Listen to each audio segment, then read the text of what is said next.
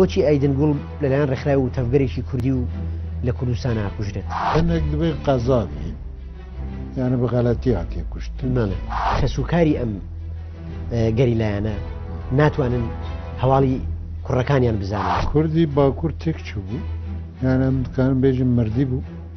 جیاوە بە ئاپۆ دیتی کەسایەکیەکی فەدایی پێویستە لە ناو ڕیزەکانی گەریلایە بۆچی ڕێگە بە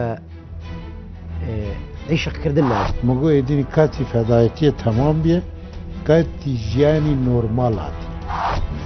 من داخوازی ڕەفۆرم یەکەمین تشت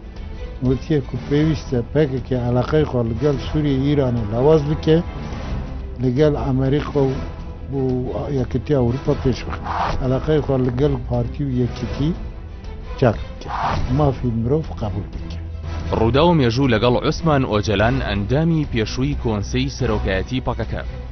لە چەنەڵقەیەکی ڕوودا و مێژوودا بەشی دووەم شەوی سێشەممە کاتژمێر 9 لە ئێن ئارتیۆ پێشکەشتان دەکرێت.